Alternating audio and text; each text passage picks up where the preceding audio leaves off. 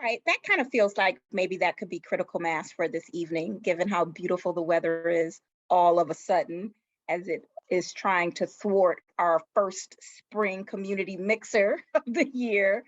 But seriously, thank you all for being with us this evening. My name is Tabitha Montgomery. I serve the Powderhorn Park Neighborhood Association alongside some tremendous and amazing humans who are all with us this evening. I serve as the executive director role, but really what we've been attempting to, what we want to do with this community mixer series is do a better job of blending what we know to be the heart of our community and all the different people and systems and organizations that contribute to what we believe to be is community health, or us taking steps to try to talk about the additional things we need in our community to further community health. And so we're going to do that this year, hopefully, in a way that kind of blends those topics with also featuring and highlighting many of the things that are assets, things that are already working, with levity and featuring artists in a way that hopefully brings a lot more people to the table, not because we need them to do anything different, but because we just want to be in community with you.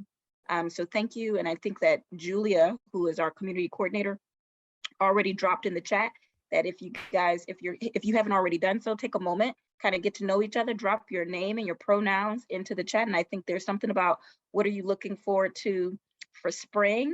I'm just going to name that I am most probably excited to get back in the rhythm of walking my dog regularly. She's somewhat of a lightweight when it comes to, you know, sub-zero temperatures. So haven't been wanting to go on a stroll too much with me. But you know, she kind of runs the house, so she is forgiven quickly. Just to kind of run through what you can expect tonight. I'm not going to be talking much longer here because I have the pleasure of kind of facilitating tonight's mixer. And there's kind of a different movements. We're going to feature Kirsten Vigman, who is an amazing business owner of Reverie, right at the corner of 35th and Bloomington. And we have Councilmember Chavez with us. We're going to have some trivia. We're going to give away some prizes. We're going to listen to some local talent. It's going to be amazing. And we also, oh my gosh, if I'm almost forgot, we will be fortunate to hear a really key critical update around the city's approach to tenant opportunity to purchase agreement from Ivory Taylor, who is with the Alliance and is just amazing in every way in terms of her approach to advocacy and sharing information out in the community. And there's probably some other things that I am forgetting to mention that is on the agenda that I will fall in line and share as we go through the rest of the evening. Please feel free, just from a housekeeping perspective, to stay off camera if you so choose. We would love to see your faces if you're able. We know that many of you could be multitasking, taking care of those that you love or taking care of yourselves, and that is more than welcomed in the space. If you have questions, please feel free to use the chat. And we will do our level best to answer those kind of in real time as we're going. But when it comes to council members Chavez's updates, or when Ivory provides updates, we do have a whole chunk of time during this meeting for Q&A. So just bear with us and we will get to that.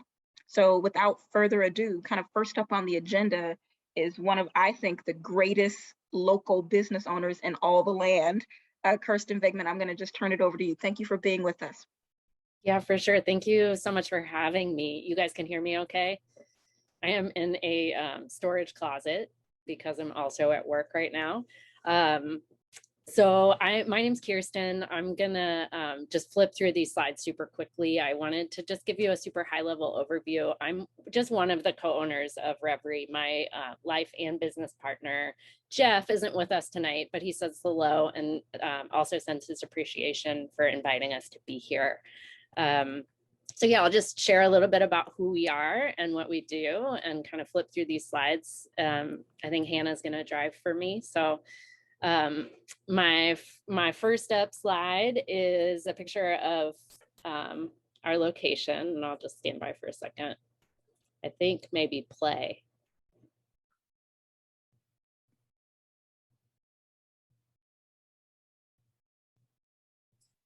So sorry, y'all. That's okay. Not working very up. There we go. There we go. Awesome. What would a meeting be without like a technology issue? I know, right? So yeah, this is our space. We're at the corner of 35th and Bloomington. Oh, next slide.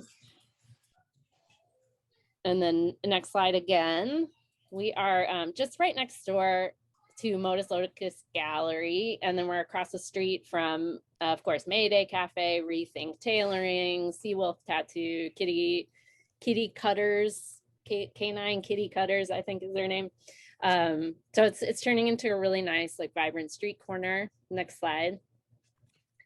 We're a counter service restaurant with a full coffee bar, beer, wine, and a ton of non-alcoholic drinks. Next slide.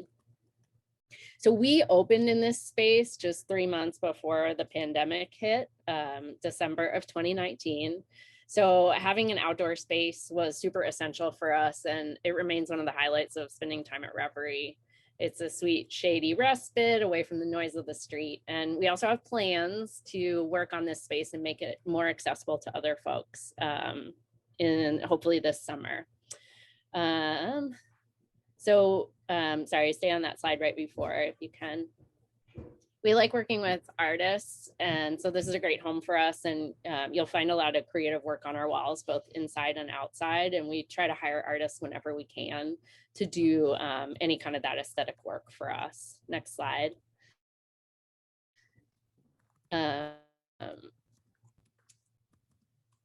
We are invested in making space for new businesses. So we do pop-ups out in the garden, and we try to give back wherever we can to the community, whether that be through donations of gift cards or food or space or time, whatever we can.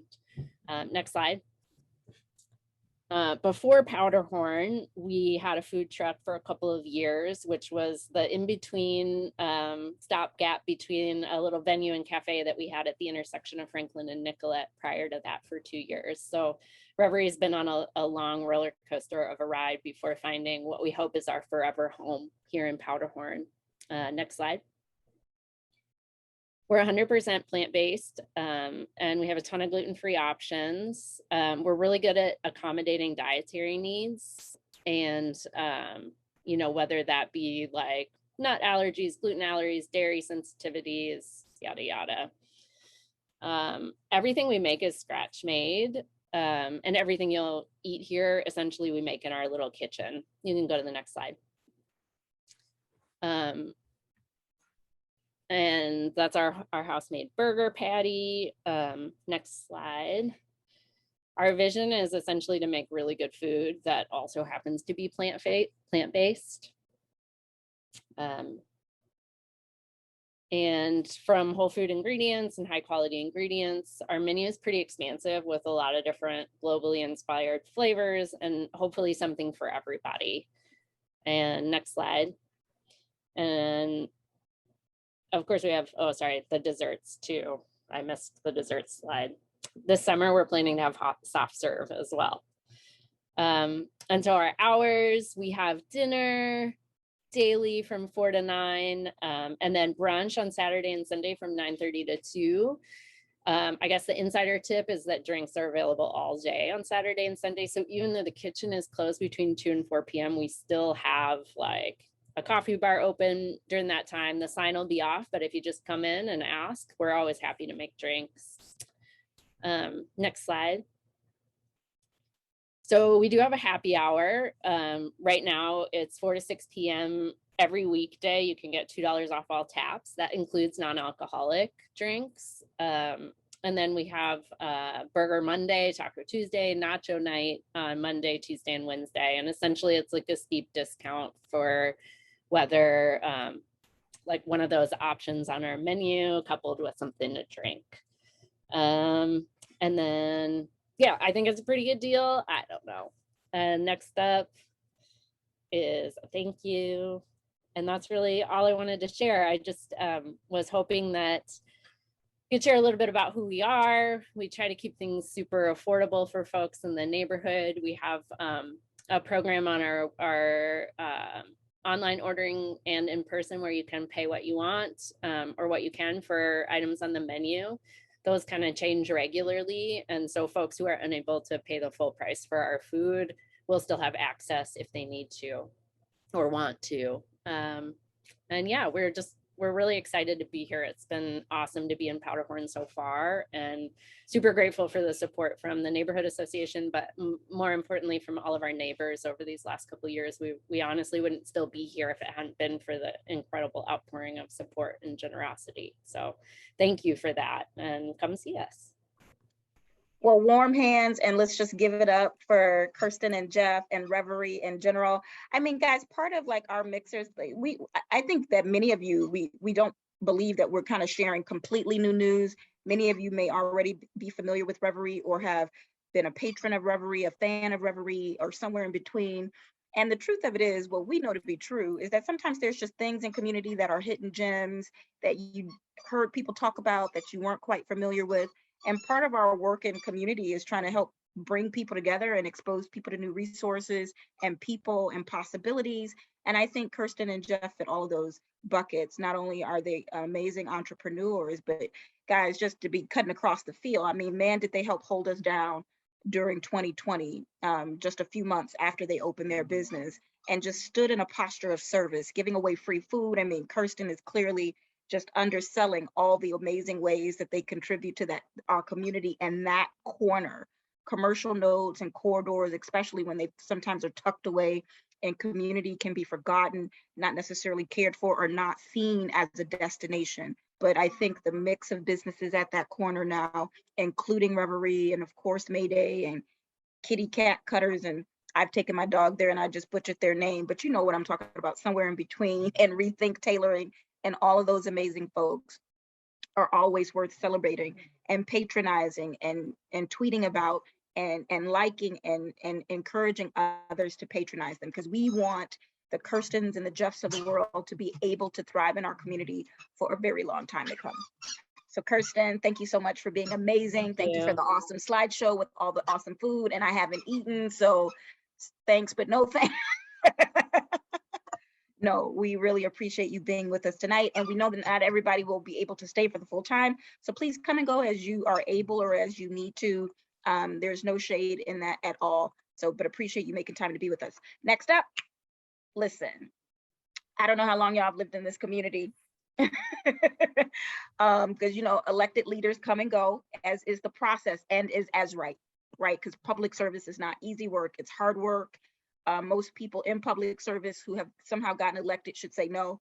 And then there are others who we want to continue to say yes. And that is where we find ourselves. And I think right now with the Honorable Councilmember Jason Chavez, we are super duper excited that he was elected and has hit the ground running, not only in terms of using his voice to talk about what's important to him and his agenda, but from a place of him having a deep understanding and concern about what's important to our community. So without further ado, Councilmember Chavez, please take it away. With lots of love for you as always. Thank you. Hi, everyone.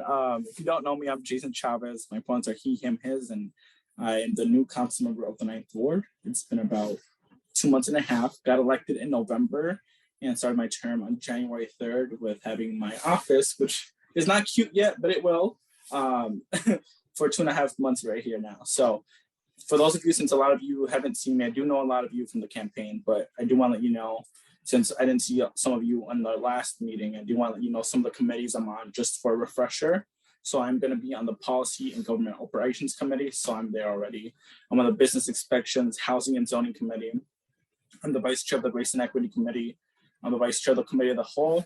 And then I'm on the Budget Committee and IGR, which is the Intergovernmental Relations Committee. And that's a committee that's important to me. And some of you may know I came from the House of Representatives. I was working on the Workforce and Business Development Committee, and then also served on the Public Safety and Criminal Justice Reform Committee. So hoping to use my knowledge from the state to help bring resources back into our ward. But that's just what I'm in for committees. I still get to do work outside of that, but that's just where I spend my cycle. So every 2 weeks, I'm in these committees.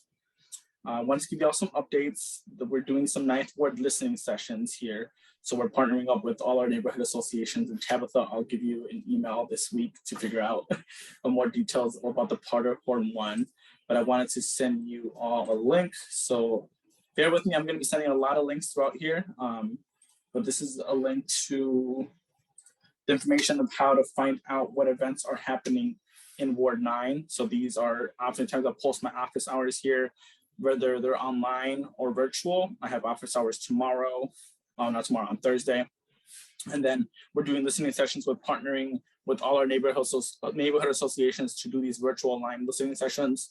And then I'm going to be meeting with each executive director of each neighborhood association to see if we want to do an in-person hybrid version where we can do a Zoom and an in-person version. So we will figure that out as it goes. So I'll talk to you, Tabitha and Julia and Hannah and anybody else that needs to be in that conversation. We'll have that conversation on how we want to do. But part of that is making sure that these listening sessions are us working together as we draft policy for the city and how we can be better representative government, because that's something that I know that we here in Ward 9 care about. So that's the information. We're having them East Phillips on March 24th, Midtown Phillips March 31st, Corcoran April 7th, Longfellow April 14th, Part of Home Park April 21st. So that matters to all of you here.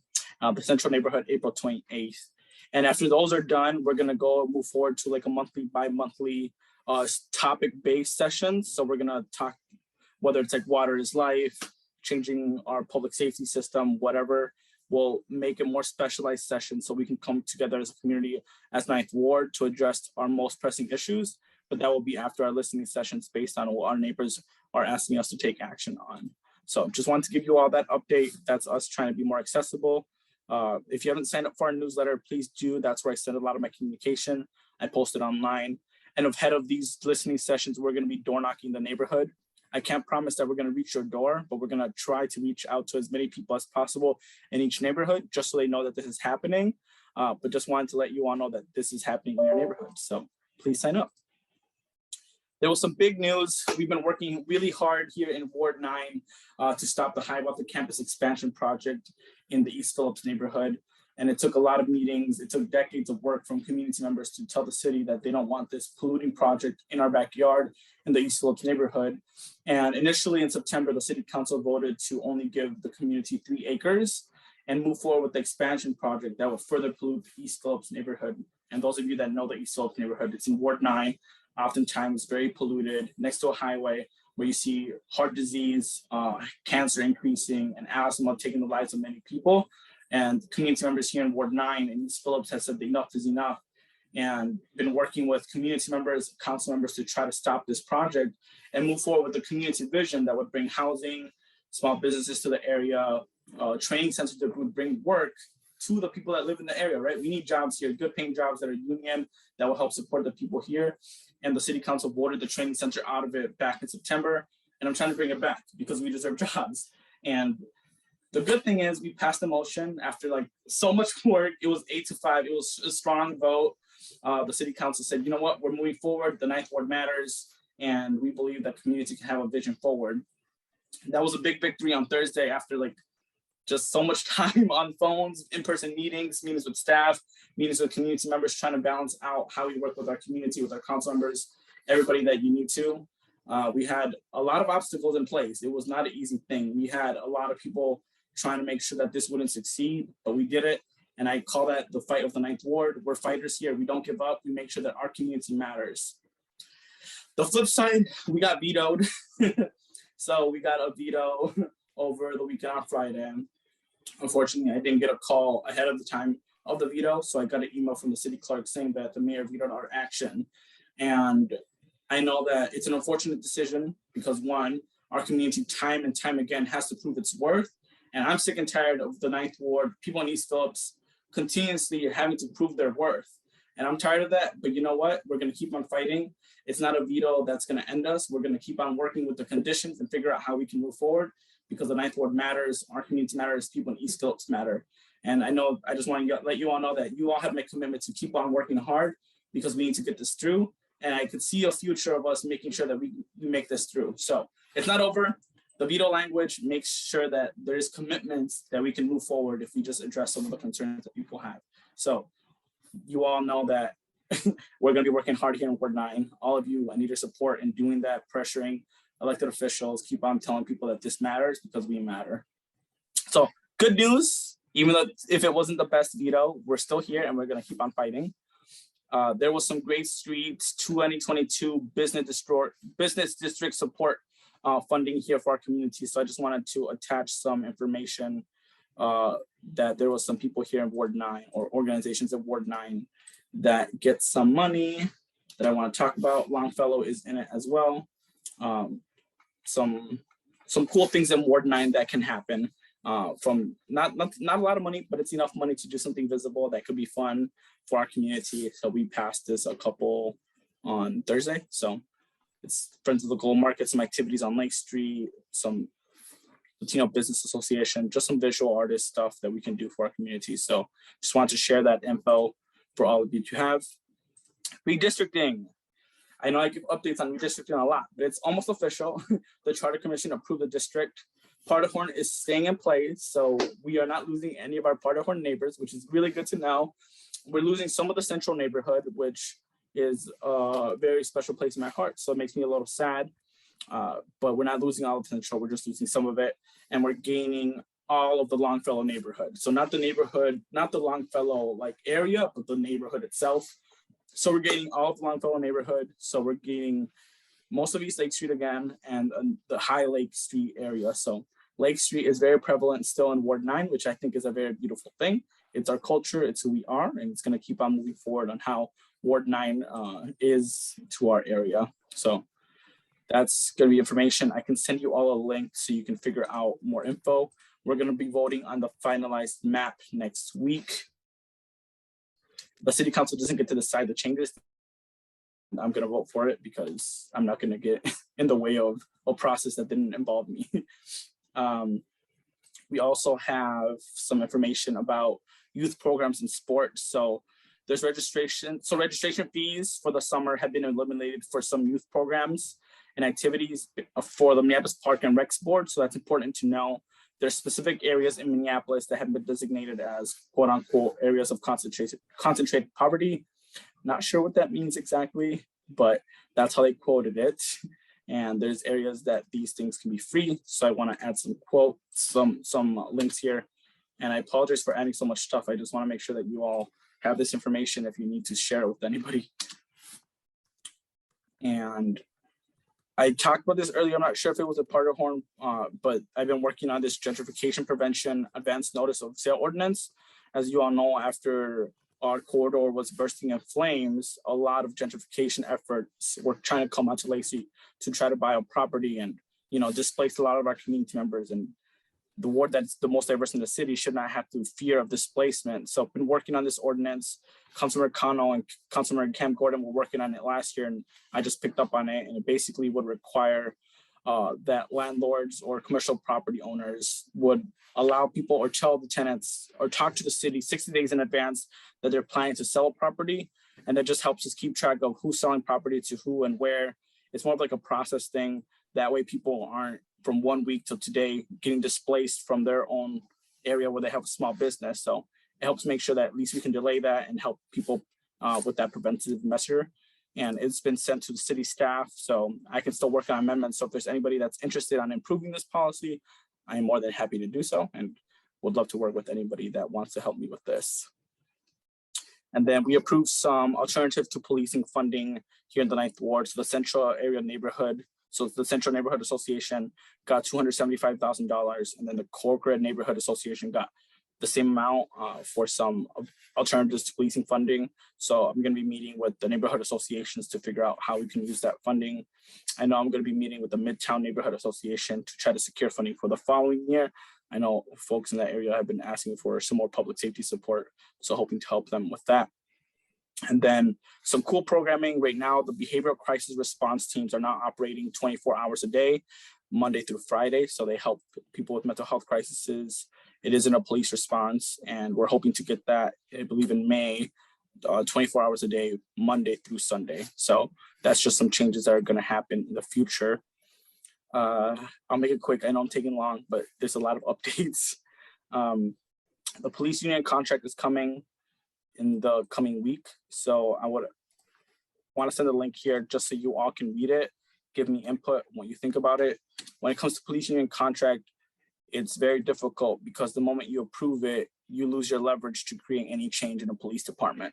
So I want to make sure that we're very intentional while reviewing this, figuring out what amendments here in the 9th Ward we can make to it to make sure that there's some accountability measures on it. So If you have time to review it, my team and I have been reviewing it, trying to figure out what amendments we want to make to it, but any input is going to be really important. There was also an after action report last week. You all know the 9th Ward, Porterhorn Park, our ward here literally burned to the ground, and it was a very scary situation for a lot of our community members. And this after action report stated why it happened. There was a lot of city leadership failures that allowed our ward to suffer the brunt of what happened in the summer of 2020. And unfortunately, there hasn't been much done since then. There hasn't been a lot of economic recovery for our neighbors. The trauma responses that have occurred here has not been helping the people that actually live in this neighborhood. So one thing I want to do is, like, we know what happened, and we know we didn't need a report to tell us how much we struggled in the summer of 2020, but we need to know that what we are going to do next matters. So I'm going to be working with city staff to figure out what we have done in the last 2 years almost, and what we need to do in the future for our communities around the Lake Street corridor, the neighborhoods that struggled so much during the summer of 2020. So I have other stuff, but I'm talking too much and I don't want to just take too much time. But if you need any info, I can put my email down here and I can update all of you with a whole bunch of other stuff. Thanks, Councilmember Chavez. I mean, I think that we certainly can say from our perspective that we appreciate the thorough update. I know that we have questions, others have questions, just inviting you guys to kind of make a note of those or maybe drop those in the chat. If you have a pressing question and you know that you can't stay for the whole time, but we do have a Q&A component coming up here in a moment. And I just want to double back on one of the items of the many items that Councilmember Chavez spoke to, specifically around the site over in East Midtown Phillips, and just how I think that this requires all of our attention around how do we really work together for all the ways that we need to advance equity and justice in our community. Environmental justice, especially in urban environments, is a significant challenge. Ppna is fortunate where we are currently working to hire our first ever environmental justice community coordinator. But what Councilmember Chavez points to is backed with data. I'm just going to drop one more resource into the chat, again, to reference as your leisure, but this is a part of the Minnesota Pollution Control Agency. And it is a tool, a mapping tool, where you can see where they do a lot of overlaying in terms of the makeup of community, in terms of by cultural affiliation and air pollution scores. And ultimately what you will find when you hone in on Powderhorn is that we are in the top 10 to 20% in terms of poor scores in the state. And so when we see things like what Councilmember Chavez and our peers over in the Midtown Phillips, which is a part of Ward 9 advocate for, there's a reason for that, because poor air quality leads to any number of poor health outcomes. And we all know that it's all intersectional when it comes to placement to manufacturing plants or lack of opportunity to health resources in our community. So not to overwhelm you, not to depress you, just to encourage you to pick the one thing that sparks your interest to follow and to champion and support. So anyway, now I'm going to turn it over to Julia because she has some of the fun stuff. Yay! It is our, and not that all the good information about all the hard work that our elected leaders are doing is not fun, but a different type of fun in terms of a little bit of trivia. Good luck to you all. Thanks, Tabitha. Okay, everyone. Nice to see you all. My name is Julia. I work at Ppna as the community coordinator, and I use she, her pronouns.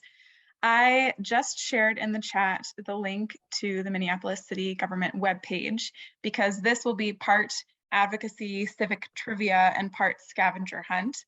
I'm going to use the Zoom poll to ask a series of questions, and you can find the answers to these questions on the city's webpage. And you will want to look at the government tab, which is on the far right. So I'll give you all a second to open that. These questions are multiple choice. So if you want to do the scavenger hunt, I really encourage you to do that. If not, you're welcome to just take your best guess and answer the question. Whoever gets the most answers will get to choose between a piece of art or some new Ppna swag that we've designed. We have some new t-shirts and hoodies and tote bags. So that's some motivation to play this game. And we've designed this because we know that a lot of information can be challenging to find. And part of it is knowing where to look. So in my job as a community coordinator, there are a bunch of resources on the city's website that I use all the time to track where things are and what's going on in our city. So I'm hoping that this will help you do the same. And without further ado, I'm going to share the first question. I'll give you all a minute or so, and maybe we'll wait until there's a critical mass of responses before moving to the next one. So I'll share the first question now. Does everybody see this question on their screen? Get a thumbs up? Okay.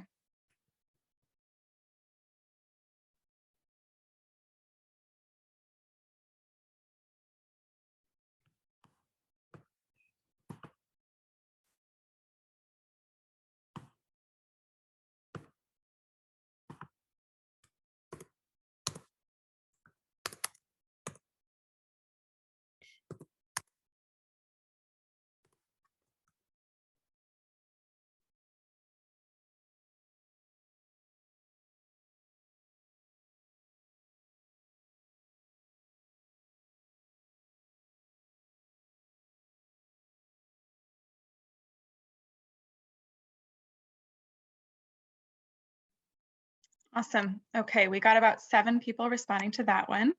So I'm going to share the next question and we'll go over the answers at the end.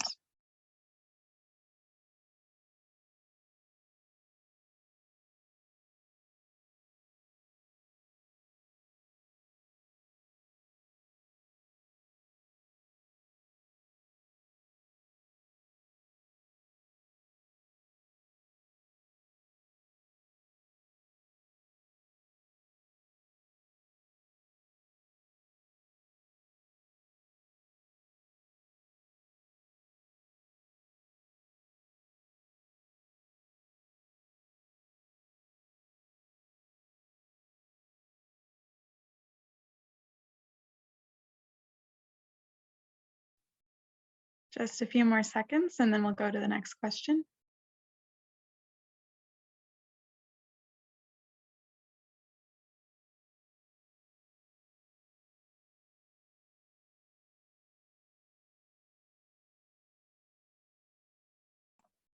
All right, question 3 of advocacy themed trivia. This one might take you a little while.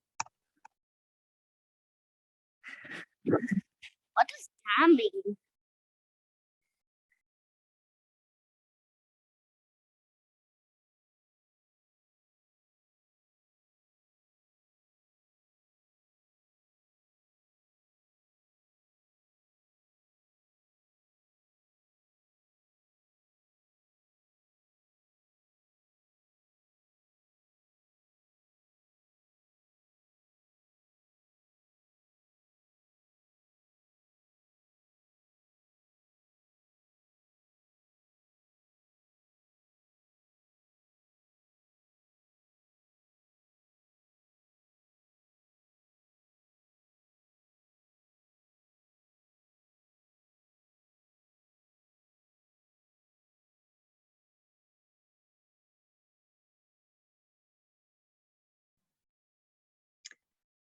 I'll give you all 30 extra seconds for this question.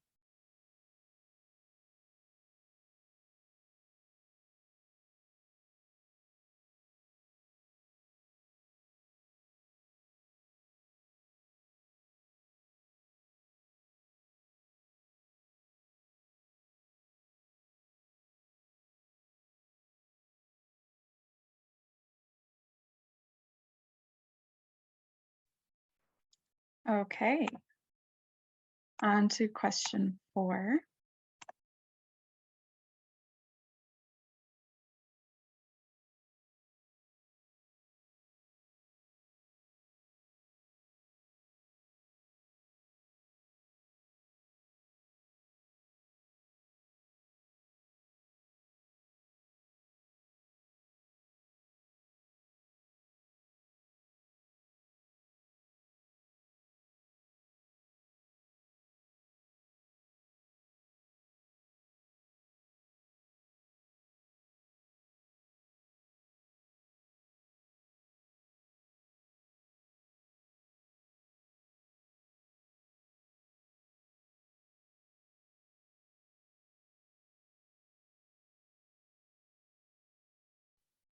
Just a few more seconds on this one.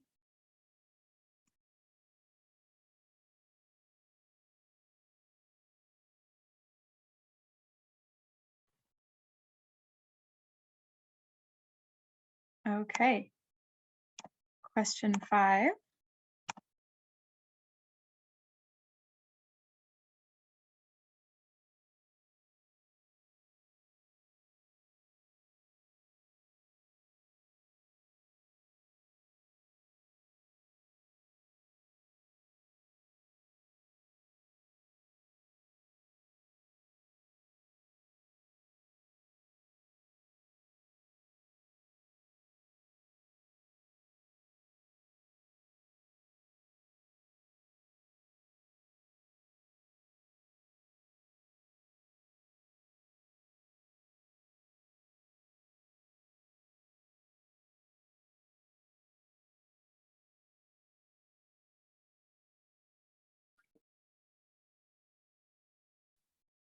And I'll give you all a few extra seconds on this one because I think it can take a while to find the answer.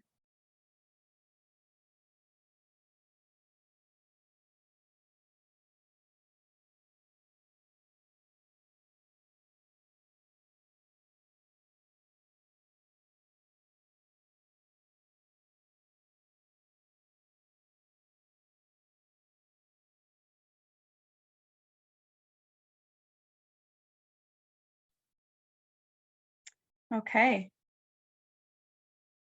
And on to question 6.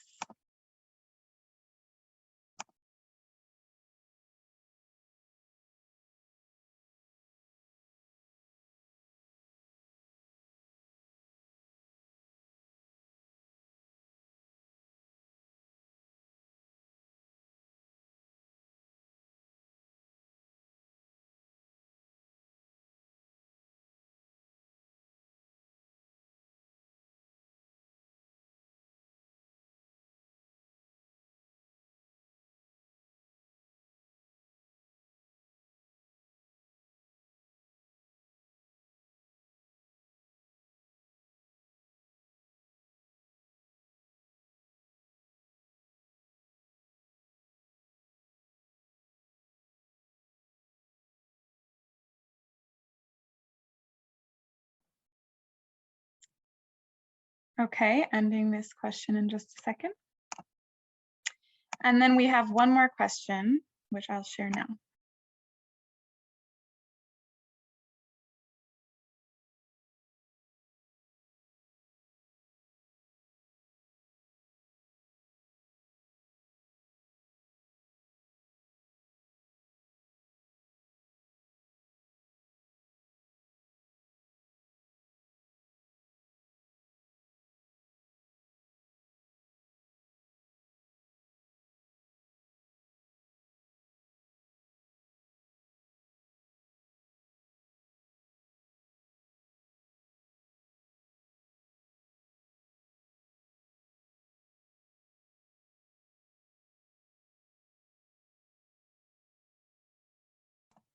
Okay, and just a few more seconds and then I'll close this last poll.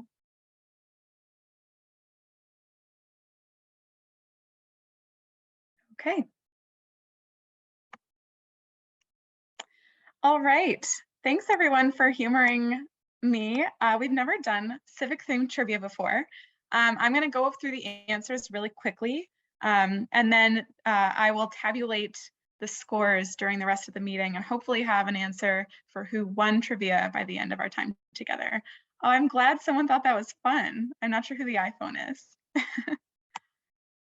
So thanks for that feedback. Let's go through question 1. Whoops. Okay, so the City Council conducts much of its work through a committee structure. BIZ committee oversees a variety of policy issues, including building code variances. What does BIZ stand for? That is Business Inspections, Housing, and Zoning. Everyone who answered got this question right, so good job. I will share. Oh, Tara. Hi, I'm sharing question 2 now. Who is the chair of the budget committee? So you all were pretty split on this one. The correct answer is Councilmember Emily Kroski, and Council Vice President Lene Palmisano is actually vice chair of the Budget Committee. This is the committee that all council members serve on. Question 3, which 3 council members were listed as co-author of the Tenant Opportunity to Purchase Ordinance in 2021? So the primary author of this ordinance last year was Steve Fletcher, and co-authors were Cam Gordon, Jeremiah Ellison, and Jeremy Schrader. So that one was kind of a harder question. Thank you all for bearing with me on that one. I don't think I hit share the results, but that's what the results look like there. On to question 4. What city data tool allows renters to look up the other rental properties their landlord owns? This is the active rental licenses dashboard. And I kid you not, I look at this at least weekly. It is so valuable for determining what rental properties exist in Minneapolis, where they're located. You can search property by owner, by number of units, by ward, by neighborhood. So I use this tool all the time and just wanted this chance to give it a little plug here. Question 5, how much did the City Council vote to increase MPD's budget in the 2022 budget? It was actually 29 million if we round to the nearest million. So around 28,800,000. And we were pretty mixed on the answers to that question.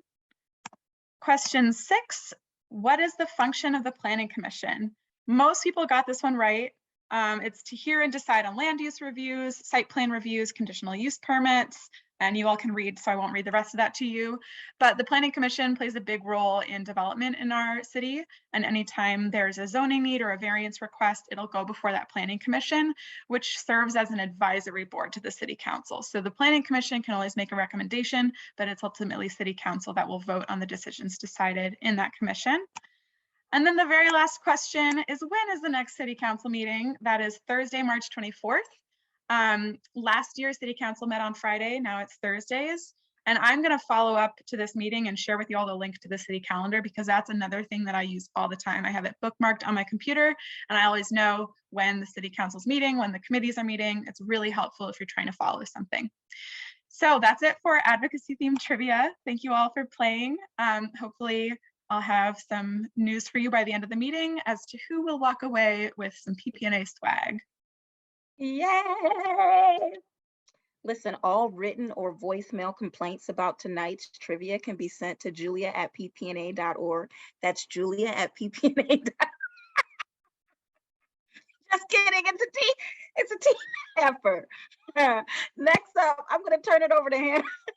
We're gonna actually hear from a local musician named Kel's Music, who has partnered with us in the past on a different event. And so we were able to use or leveraging a recording so that you guys can have a little bit of what we would call entertainment during tonight's meeting. Apologies, one of our things that we were trying to do is to kind of book a new artist to partner with, and we will continue to strive to do that at our events, to give new artists and emerging artists or established artists an opportunity to connect with community members, just like we we're able to shine a spotlight on Kirsten and Jeff and the amazing business that they have right at the corner of 35th and Bloomington. Anyway, again, I'm not trying to say too much. I'm going to turn it over to Hannah. Enjoy.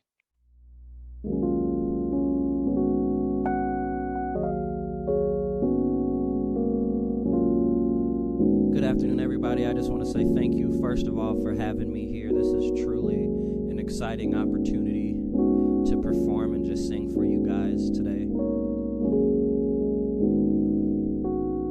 I know this is a classic song you guys will all know, so enjoy.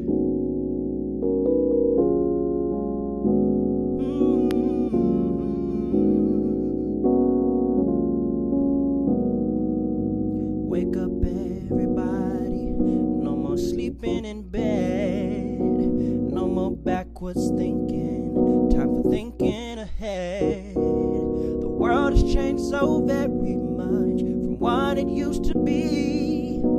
There is so much hatred, war and poverty. Wake up all the teachers, time to teach a new way. Maybe then they'll listen to what you have to say, 'cause they're the one who's growing up. The world is in their hands. When you teach the children, teach them the very best you can. The world won't get no better if we just let it be. The world won't get no better. We've got to change again, just you and me.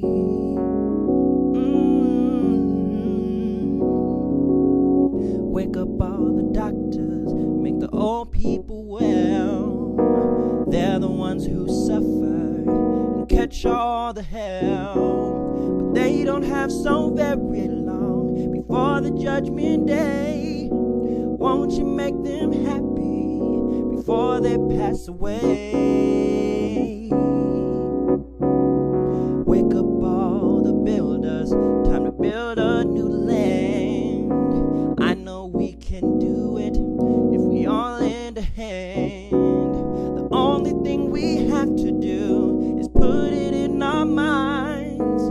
Surely things will work out, 'cause they do every time. The world won't get no better if we just let it be. The world won't get no better. We've got to change again, just you and me. Oh, the world won't get no better if we just let it be. The world won't get no better. We've got to change again, just you and me. Oh, we've got to change again.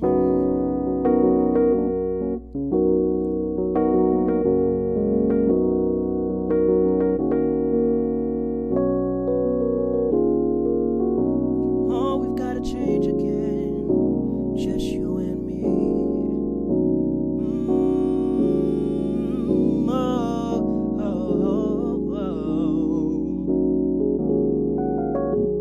We've got to change again. Thank you.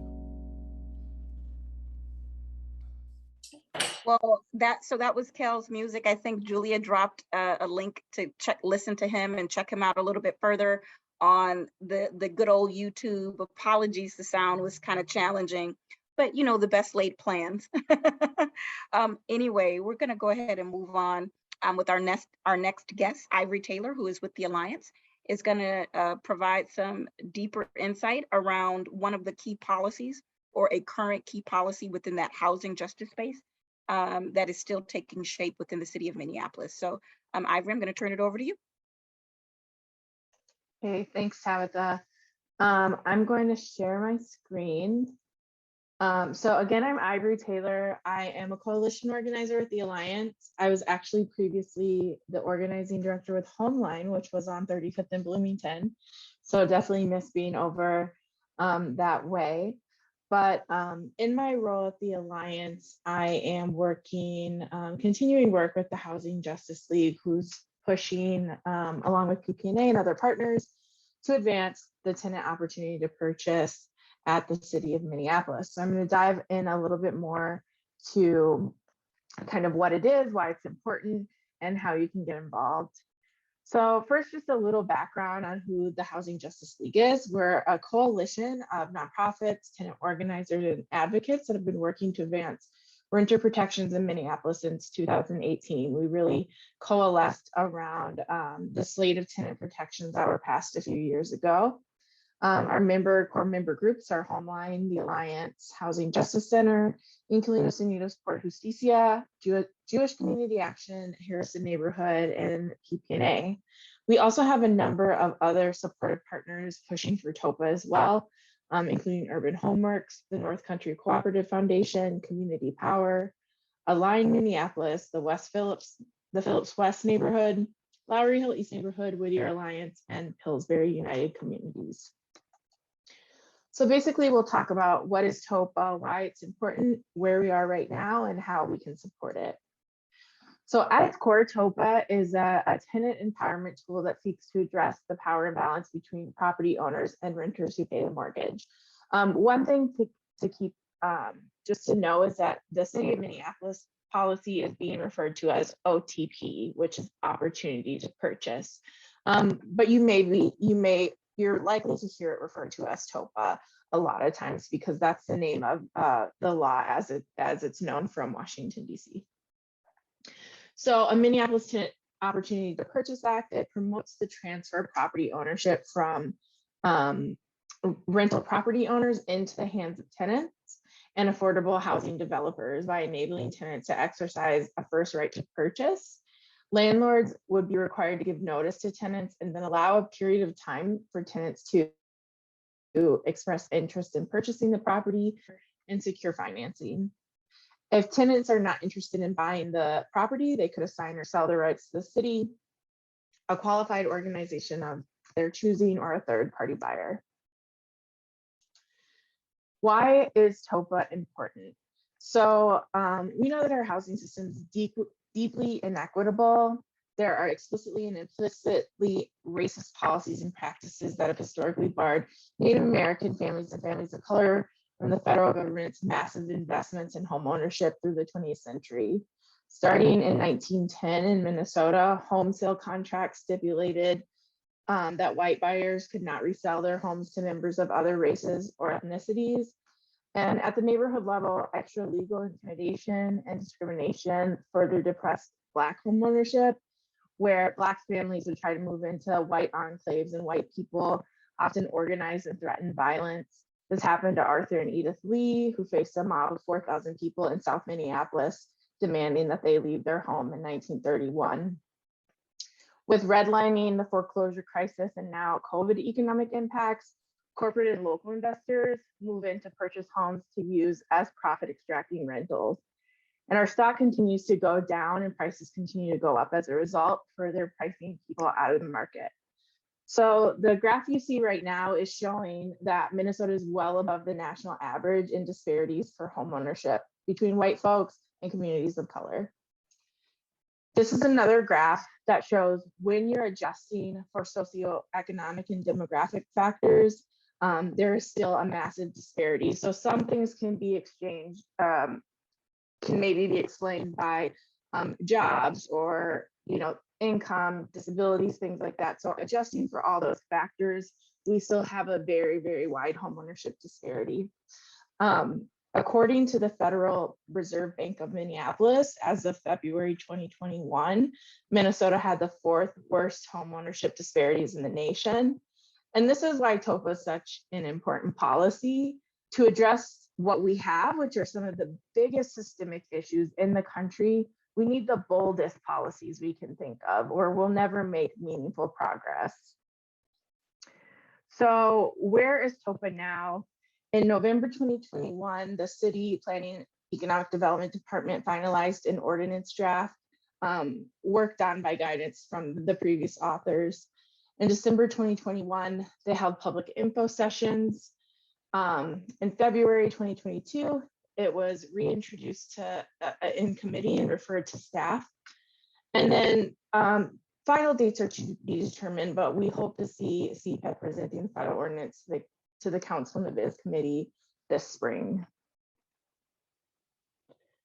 So our demands for a strong Topa policy is we want no exemptions to the policy. The current CPED draft in front of the City Council, it disqualifies nearly 75% of all rental properties in Minneapolis. So how it does that is by excluding landlords with 4 or less units, excluding properties with 4 or less units by landlords that have 5 or fewer rental licenses.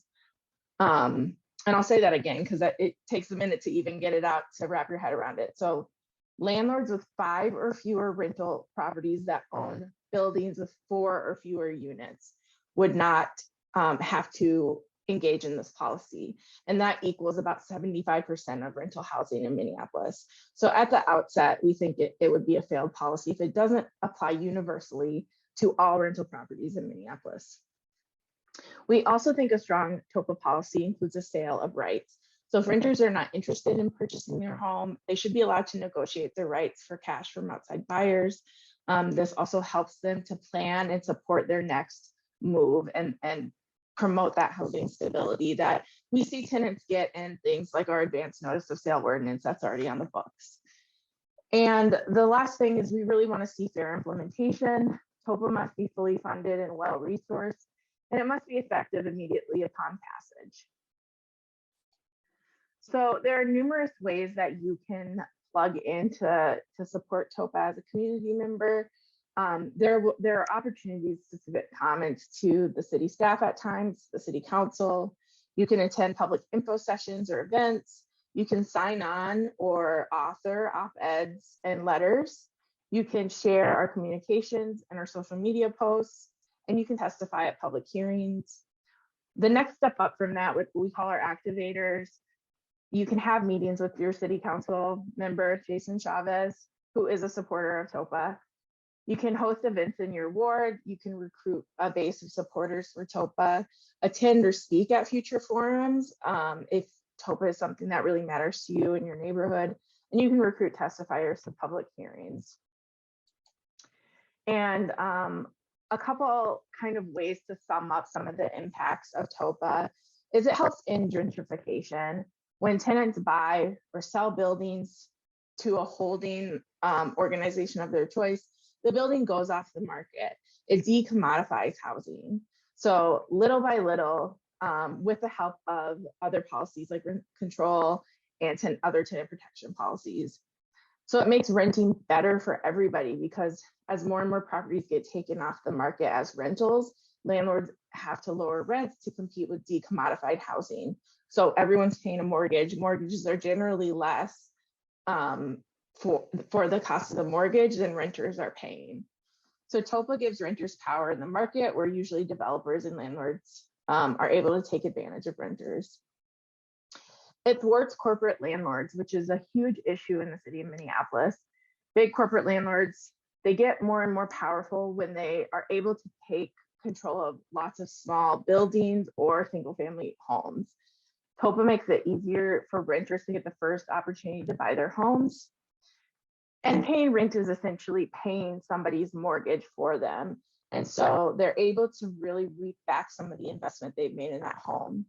A really big example of how this would help Minneapolis is the Zillow purchases that happened. So Zillow was in the news for basically buying up a lot of homes on the market, making superficial changes, and then manufacturing price increases across neighborhoods. So they'd buy multiple homes, sell one for higher, which then raises the market value of others, and they'd all start to sell for higher. Once they kind of got called out for that practice, they decided to sell their portfolio. And in Minnesota, they sold it to Pretium Partners, which is an investment firm that owns a lot of distressed properties in North Minneapolis. And so we lost 140 homes to this investment firm whose business model hinges on converting homes into rentals set up to maximize returns for shareholders. So this is at the expense of renters and usually in communities of color. And this removes opportunities for home ownership in places where people are rooted. So it's a tool to build more cooperative ownership as well. It allows renters to purchase and own their homes as a community, especially for multi-unit properties. And a local example, had Topa been enacted, the Sky Without Limits cooperative in Minneapolis would have been able to purchase their homes and stop evictions a year earlier than they did. And then finally, it works in DC. Thanks to Topa, just in 11 years, tenants in DC organized to preserve around 1,400 units. It's been in the book since 1980. So we have a working model from which to show success and build an even stronger policy for Minneapolis. And so what I really want to just impress is that in order for us to really make meaningful progress, support our neighbors, undo some of the harms done to communities, we need the boldest policies we can have, because incremental policies are not going to get us to where we need to be. So that's really me wrapping up this, and I've got my contact info. You can also contact Julia, who's on the Housing Justice League with us. And I've linked our website, which I will download these slides and send over to be sent out after this meeting. But I look forward to any questions you may have in a bit. Thanks so much, Ivory. And like Ivory said, again, we can give it up for Ivory. Thanks for starting that, Christina. You know, it's not easy sometimes to talk about not only the origins of policies, but some of the details of policies, and just to kind of be familiar in a way that they can share it with others is not always a skill that everyone possesses. So we appreciate Ivory being here with us tonight. Really next up, guys, before we launch into our Q&A, Julie and I are going to tag team on giving some general updates around what some of the things that PPNA are up to. And I'm going to ground it in saying that generally there's probably more things that we're trying to juggle than we have time to share in tonight's meeting. But one of the things that we believe in over the past several years is our ability to make further progress by being in partnership with community-based organizations and groups and or individuals, because we know that we're stronger together. And an example of that is certainly by us being able to have Ivory's expertise tonight, the work that the Housing Justice League is doing, and PPNA strives to sit at the table with probably a half a dozen of other coalitions focused on different areas of concern or opportunity within our community. So that's kind of the place from which we're coming from tonight. Our goal is to kind of just highlight a couple of things that we are doing, not alone, but in partnership with dozens of other partners who really see opportunity and are fighting, like Councilmember Chavez had said earlier, for a healthier and stronger community for everybody. So Julia, why don't you take it away? Sure thing. Thanks, Tabitha. I'm just sharing in the chat a link where you can sign up for emails from PPNA. We send out advocacy updates, updates about our events, and other emails about things that you might want to know about if you live, work, or play in Powderhorn neighborhood. So I want to start with a housing justice update. There's a lot more that I could talk about, but I'm going to focus on what's happening at the state with rental assistance. So you may know of Rent Help MN, that's Minnesota's program for emergency rental assistance for renters who are impacted by COVID-19. That program abruptly ended on January 28th, despite the continuing need from many renters in our state for rental assistance. We know that we need continued resources. We've heard from a number of our housing justice partners that there has been a dramatic rise in evictions since that has taken place. And we've heard anecdotally from people who have called PPNA looking for resources. And normally there's these programs I'm able to point people to, but I don't have anything to direct people to apply for at this moment because Rent Help is closed. And we have a budget surplus at the state legislature. We have like $9 billion budget surplus. So we, PPNA is joining our partners at the Equity in Place table and other housing justice partners to demand for $300 million in emergency rental assistance at the state. We know that the impacts of COVID are not over, so the support for renters who are struggling to make ends meet should also not be over. If you are interested in supporting that effort, you can call Governor Walz or your state legislators and tell them that we need more assistance for renters at the state level. In a little bit, I'll drop a link in the chat with some suggested talking points if you want to do that. The other and related update is that PPNA manages Renter Support Fund, which is a program to provide direct rent payments to cost-burdened renters in Minneapolis. Last year, we were funded through a contract with the city of Minneapolis, and unfortunately, those funds are not available to us this year. So the update here is that the Renter Support Fund is closed until further notice, and that is until we can find additional funding for the program. Last year alone, we were able to distribute over $300,000 to 335 renters, and we've been hearing from people who received funds last year who are wondering when the program will reopen.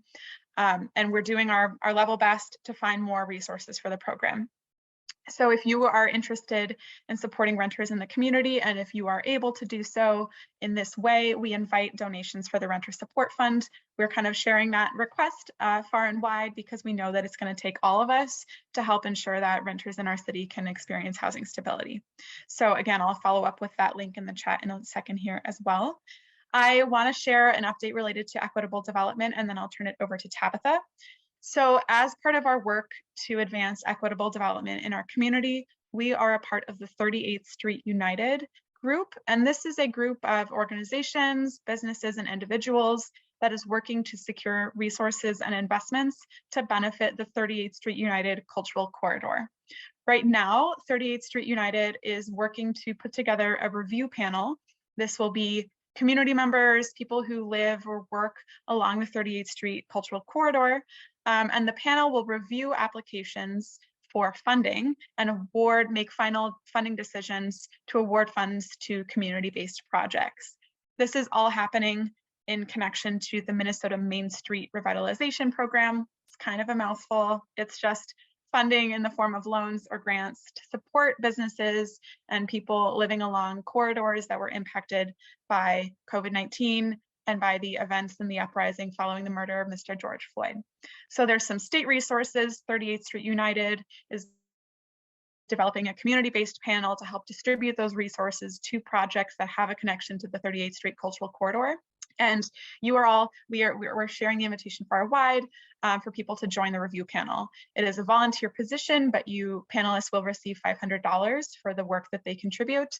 And we have an info session coming up on March 29th. That's a Tuesday. It'll take place at 11:30 over Zoom, and you can learn more about the review panel or the Main Street Revitalization Program if you're interested in applying for that. So that's the last link I'll share in the chat. And I know it's kind of a wordy topic to talk about, but there will be more detail and we'll be able to answer any questions you have about that program during that community info session on the 29th. So with that, I'm going to hand it over to Tabitha to talk about any other updates. Thanks, Julia. The two updates I'm going to talk about falls into two different categories. So one is related to Ppna's work, what feels like ongoing, long-standing work around holistic livability and safety. And not to bore you with just the name of another coalition, at one point several years ago, right before the pandemic, Ppna was like an administrative lead for a group called the South Minneapolis Public Safety Coalition. We're no longer shepherding that work. That coalition is really no longer formalized. But the thing about the needs in our community is that a different group always reemerges because that need just does not seem to be being addressed. And so right now we're at the table with a group called the Lake Street Greenway Partnership, which is a public and private partnership between the city and the county, as well as some of the larger, if you will, businesses that abut the Lake Street corridor. So Alina and Wells Fargo and so forth. And inclusive of those groups, there's a ton, I shouldn't say a ton, but dozens of community-based organizations, nonprofits, and business representatives that are also at that table. And there's a committee, there's a livability and safety committee that is really at this point trying to think through how do we become better champions of the needs that we need in our community, the resources that we need in our community, so that we're not just simply talking about criminal occurrences or livability challenges after they happen, that we all feel very confident that we have the right mix of resources and tools in place to prevent these things from happening in our community to begin with. And one of the things that I would name that Ppna is leading, that we're taking steps to lead, is trying to do a deep assessment of programs and services that the city and the county are already funding to help the community to understand more deeply where the money is going. Because the belief that we have is that the current recipe is not getting us the outcomes that we want.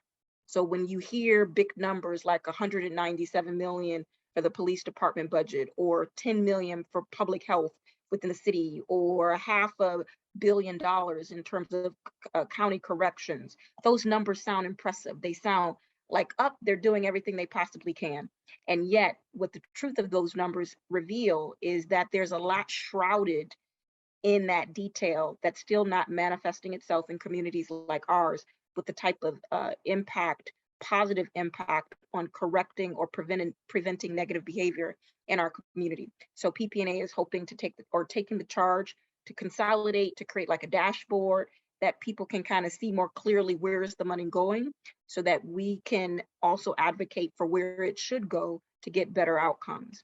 And one of the things that Ivory spoke to in terms about not needing half policies or incremental policies and incremental steps, I would just encourage you guys to think about the deficits and the disparities in our community And when you hear the things of around where funding is going or programs that are being piloted, just think to yourselves, is that going to contribute an equal and opposite enough impact in order to move us away from what we have? $100,000 won't do it. $10 million won't do it. $20 million is not an equal and opposite response to a $197 million system within our current structure of policing. And that's not an indictment, quite frankly, from me about policing, as much as I'm saying, if that has 197 million, show me the 197 million that goes into prevention. You keep your 197 million and give me another 197 million to meet that. And that's the work that we need to do together. The other update that I would share in terms of where we're kind of spending some of our energy as a community, as a neighborhood organization, is trying to communicate all of the work that we're doing a little bit more clearly and simply. So we've made some updates to our website recently to consolidate what often takes over an hour, right, to talk about in meetings like these or mixers like these.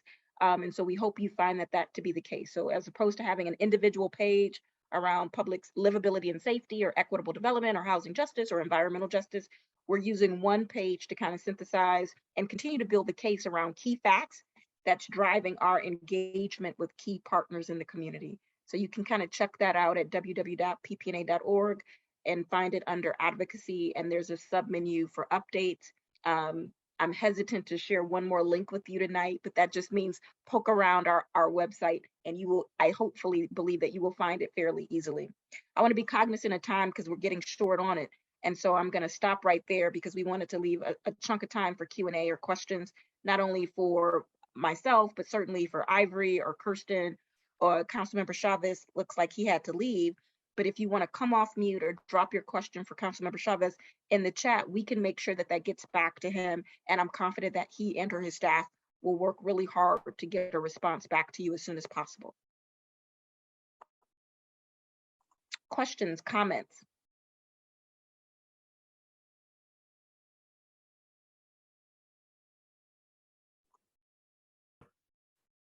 Hey, this is Spectra. I had a question for Ivory. Ivory, I really appreciate your presentation. I feel like I had heard about the initiative a little while back, but hadn't been updated in a while.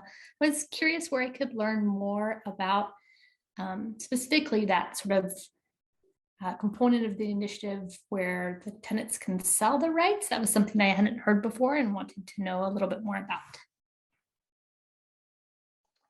Sure. I'm trying to, we have a website and I'm trying to see if that is inclusive on it. Otherwise, it might be something that we can just follow up individually on. Julia, does that sound right? Julia is actually part of our comms team, so she might actually be the person that best knows where to direct you here. Yeah, so we have a website for Topa with some frequently asked questions, and I'm not sure that we have, I don't think we have a question related to that specifically. So I think an individual follow-up is a good way to get to that, since that part of the policy is not currently in the draft. So it's kind of like we need to be like imagining what we're hoped to see in it. Gotcha. Thank you. Yeah, I can follow up.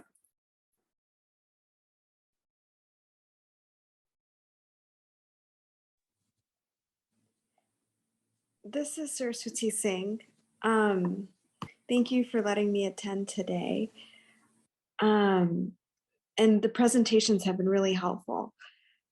I'm running for Hennepin County Attorney, but I heard a lot about housing, public safety. I wanted to know, what do people feel are like the most pressing issues right now within the Powderhorn community? And what can candidates do to address them or lift up specific issues in particular?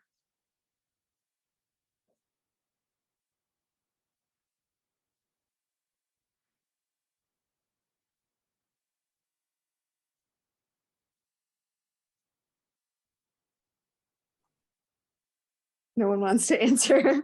I am happy to to share my thoughts, but I'm also cognizant that this is a community space. Mm-hmm.